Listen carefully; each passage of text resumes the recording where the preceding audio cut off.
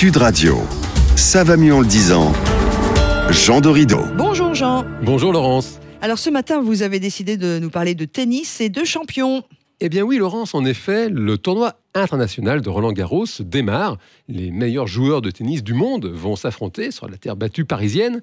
C'est effectivement l'occasion de se pencher sur la psychologie du champion, car ces athlètes peuvent devenir des sources d'inspiration et même des exemples permettant à chacun de mieux comprendre ce qui fabrique la performance hors norme. Ça voudrait dire, Jean, que tous ces champions ont des points communs, c'est ça ? Exactement Laurence, c'est tout à fait ça. Les psychologues étudient les sportifs de haut niveau depuis toujours afin précisément d'identifier les caractéristiques communes à tous ces champions pour mieux comprendre ce qui fabrique un mental de champion en réalité. Bon, d'accord, mais j'imagine qu'avant toute chose, il y a une question de talent quand même. Eh bien justement Laurence, vous mettez le doigt sur une question très importante qui renvoie en fait à cette fameuse problématique de l'inné et de l'acquis. L'interrogation majeure pourrait se formuler de la façon suivante: est-ce que l'on est champion, du verbe naître, ou est-ce qu'on le devient ?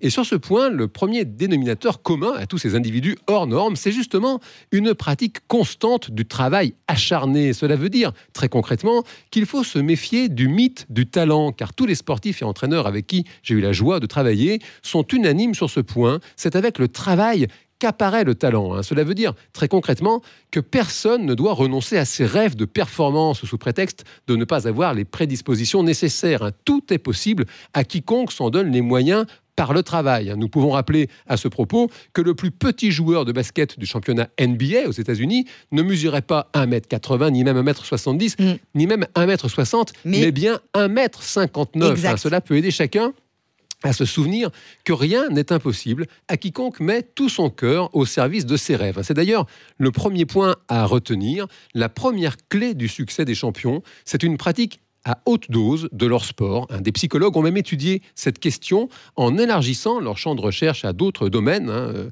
la musique ou encore le jeu d'échecs, et ils sont arrivés à la conclusion de la règle des 10 000 heures. Ils ont constaté que l'expertise de haute volée dans un domaine particulier vient tout simplement avec le nombre d'heures de pratique. Ok, donc premier point, Jean, si on veut devenir champion dans un domaine, il faut pratiquer à haute dose. Et alors, quelle est la seconde étape ?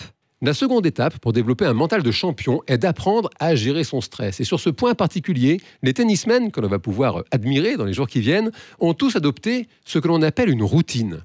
Une routine pour un sportif, c'est en fait un petit rituel qui va toujours être le même et qui va jouer un rôle d'ancrage positif pour le sportif. Dans le cas du tennis, l'objectif est de réussir à jouer chaque point comme s'il était le tout premier point du match. Pour cela, il est nécessaire de faire le vide. Les sportifs de haut niveau travaillent avec leur coach pour s'approprier la routine qui leur convient, et c'est à chacun en fait de développer la sienne. Les ingrédients d'une bonne routine sont le temps, prendre le temps d'une pause, la respiration, prendre quelques respirations profondes qui vont réguler le système limbique qui gère les émotions, et puis bien sûr la connexion à l'instant présent qui va contribuer à se mettre bien dans sa bulle et éviter la pollution psychique de l'extérieur. Ok Jean, donc on a vu qu'il y avait 2 points importants, entraînement à haute dose, mais aussi apprendre à gérer son stress pour rester concentré dans sa bulle. Est-ce qu'il y a un troisième point ? Eh bien, le troisième et dernier point, Laurence, réside dans l'état d'esprit, ce que les Anglais appellent le mindset. Il y a un état d'esprit de champion qui comprend notamment le fait que ces grands sportifs prennent du plaisir à ce qu'ils font, ils sont déterminés, ne lâchent rien